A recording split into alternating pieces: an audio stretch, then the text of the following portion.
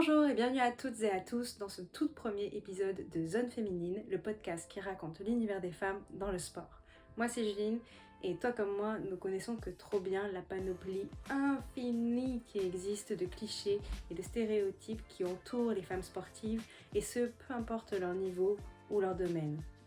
Mais au fond, que savons-nous vraiment de ce qu'elles vivent? Et surtout, pour la grande majorité d'entre nous, comment construisons-nous notre propre rapport au corps et à l'effort? Souvent, on a l'impression qu'on n'a pas le droit de s'appeler sportif d'ailleurs, si on ne coche pas toutes les cases impossibles. Faire 6 entraînements par semaine, dédier sa vie entièrement à une discipline, avoir une vitrine remplie de médailles, compter la moindre calorie et avoir toujours été athlétique et ce, depuis l'enfance. Mais pour répondre à ça, il y a une vérité qu'il faut intégrer tout de suite. Le parcours sportif parfait n'existe pas. Qu'on soit homme ou femme, nous avons tous et toutes une relation personnelle complexe et parfois chaotique avec le sport.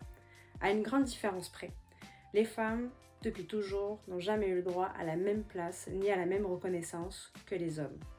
Depuis la création des sociétés patriarcales, les hommes n'ont pas forcément interdit aux femmes de s'entraîner.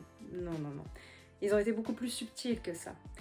Ils ont inventé de fausses croyances et utilisé des concepts pseudo-scientifiques pour prouver que le corps féminin n'était prétendument pas fait pour être aussi musclé, aussi endurant ou aussi fort qu'un corps masculin.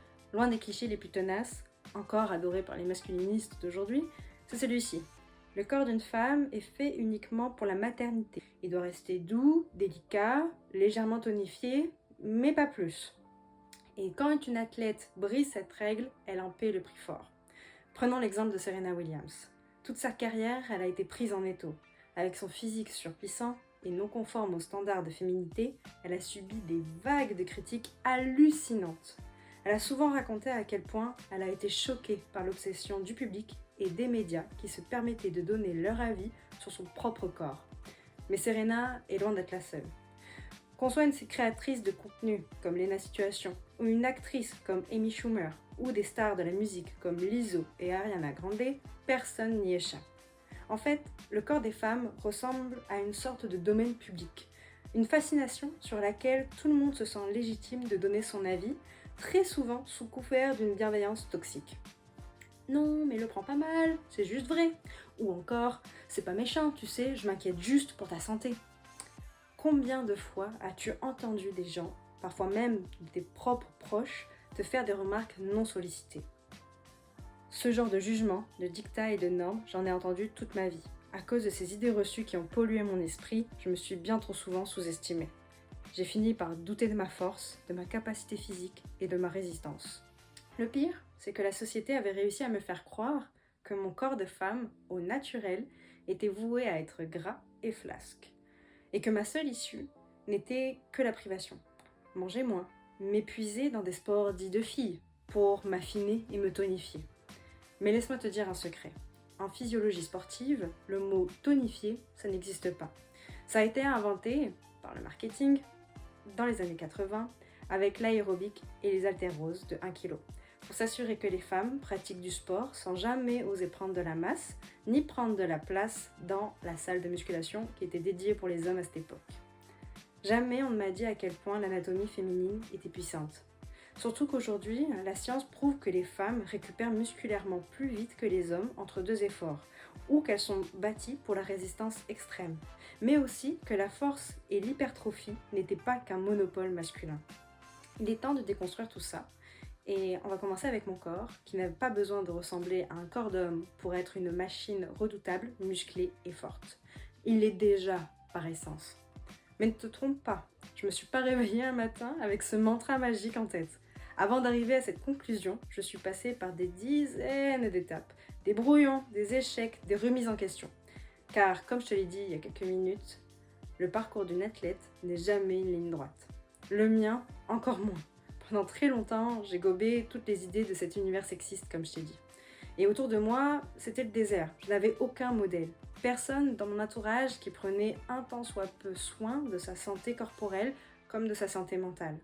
Alors, par mimétisme, j'ai reproduit ce que on m'a vendu si bien, c'est-à-dire le fameux « profite de ta vie ». Tu connais ce discours de « on n'a qu'une vie, il faut en profiter à fond, donc fais-toi plaisir ». Le problème, c'est que j'ai totalement manqué d'esprit critique. je me suis jamais vraiment posé la seule question qui comptait, c'est-à-dire, c'est quoi au juste les plaisirs de la vie? À l'époque, pour moi, c'était clairement le court terme, hein. C'était la gratification immédiate même. C'était fumer des clopes, enchaîner les chichas, m'enfiler des McFlurry au Kit Kat double nappage chocolat, boire de l'alcool aussi pour me sentir bien en soirée. Et le sport dans tout ça? Surtout pas. C'était la parfaite excuse. Pourquoi m'infliger un effort physique alors que le monde entier et moi-même m'avaient convaincu que de toute façon, mon corps de femme n'était pas fait pour ça. Mon manque d'estime physique s'était transformé en flemme, et cette flemme, je l'avais déguisée en plaisir de la vie.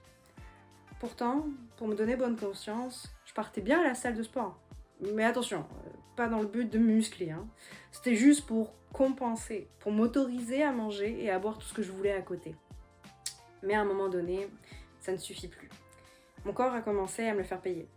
Je remarquais que j'avais de plus en plus de mal à monter quelques étages, à marcher sur de longues distances. Et courir à cette époque-là? Non, oublie ça. J'en étais physiquement incapable, soit parce que j'étais complètement essoufflée, soit parce que j'avais horriblement mal aux genoux. Mais au-delà du physique, c'est mentalement que je sombrais surtout. Je me sentais triste et profondément frustrée. J'étais omnibulée par ces images de perfection sur les réseaux sociaux. Tu sais, les femmes qui affichent des corps que, en fait, finalement, je rêvais secrètement parce qu'ils répondaient aux standards de la société. C'est-à-dire qu'ils avaient la taille fine, ils avaient des gros seins, puis un gros cul. Enfermée dans cette spirale toxique, pour mon estime et pour ma santé, j'ai fini par me résigner. Je n'avais plus de motivation, plus vraiment de projet, à part un seul. Une envie de fuite peut-être, mais c'était en tout cas un de mes rêves, partir étudier à l'étranger, pour m'extraire de tout ça, pour découvrir d'autres codes, d'autres normes et d'autres façons de vivre. Alors je suis partie au Québec, parce que bon, je veux partir à l'étranger, mais j'aime parler français aussi. Donc bon. Et cette décision, elle a tout changé. Une fois arrivée au Québec, c'est comme si j'avais enfin pu vider mes tiroirs mentaux remplis de stéréotypes que je portais depuis l'enfance. Loin de mes repères, j'ai senti que j'avais enfin le cadre parfait pour me recentrer sur l'essentiel. Moi, mon corps et ma santé. La première étape, ça a été mon entourage. J'ai appris à m'entourer de femmes sportives.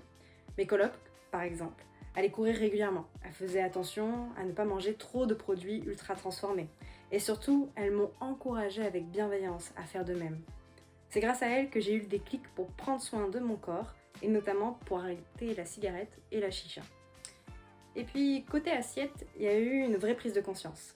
J'ai commencé à m'informer, à dévorer des livres sur la nutrition, à regarder des documentaires, plus. J'ai voulu comprendre comment la machine fonctionnait. C'est comme ça que j'ai vraiment appris ce qu'était une calorie, par exemple. Malgré tout ça, et malgré une nouvelle connaissance, ou en tout cas des dizaines, des milliers de nouvelles connaissances, je n'arrivais pas à atteindre le physique qui me permettrait d'être vraiment forte. Il me manquait un dernier déclic. Et c'est pour ça que la chose que je te recommande le plus si tu veux vraiment changer de cadre de vie, c'est de prendre un ou une coach. Avoir quelqu'un qui maîtrise la théorie, la pratique et qui est capable de te soutenir, ça a tout changé. Pourquoi? Parce que ça m'a permis de me délester d'un poids énorme, d'une pression que je m'étais infligée à moi-même. D'ailleurs, la psychologie du sport l'explique très bien.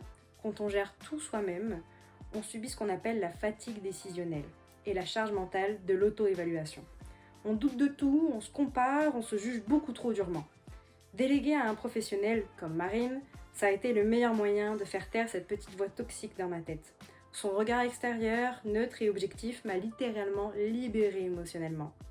Je n'avais plus à réfléchir, à planifier ou à me flageller. Je n'avais qu'à me présenter à la salle et à me concentrer sur une seule et unique chose, devenir forte. Semaine après semaine, avec Marine, on a construit un plan. On s'est fixé des objectifs précis, progressifs et surtout atteignables. L'idée, c'était de recréer de la satisfaction, de célébrer les petites victoires pour enfin regagner cette confiance en mon corps que j'avais totalement perdue. Et c'est là justement que je te dois une totale transparence. Je préfère être honnête avec toi parce qu'on vit dans une société qui nous vend du rêve. Donc oui, un changement physique très rapide, c'est possible. Mais est-ce qu'il te fera perdre du poids pour toujours? Et est-ce que tu resteras à ce poids-là pour toute ta vie? Spoiler, non. Je le sais d'autant plus que dans le passé, je suis tombée dans ce piège. Une solution rapide pour perdre du poids, c'était tout simplement de m'affamer, donc de ne plus manger, Alors oui, ça allait vite, mais à quel prix? Ça ne me permettait absolument pas de maintenir un équilibre sain entre mon mental et mon corps. J'avais peut-être l'impression d'être plus fine, mais j'étais épuisée, frustrée comme j'ai dit, et surtout, j'étais vraiment pas forte. Aujourd'hui, je sais que le vrai changement, celui qui dure toute une vie, il prend du temps, il prend de la bienveillance et de vrais repas. C'est sur cette prise de conscience que se termine mon histoire pour aujourd'hui, et par la même occasion, ce tout premier épisode de Zone Féminine. Merci du fond du cœur d'avoir été là, de m'avoir prêté tes oreilles et d'avoir partagé ce moment d'intimité pour le lancement du podcast. J'espère que mon parcours t'aura peut-être aidé à vider toi aussi quelques-uns de tes tiroirs mentaux.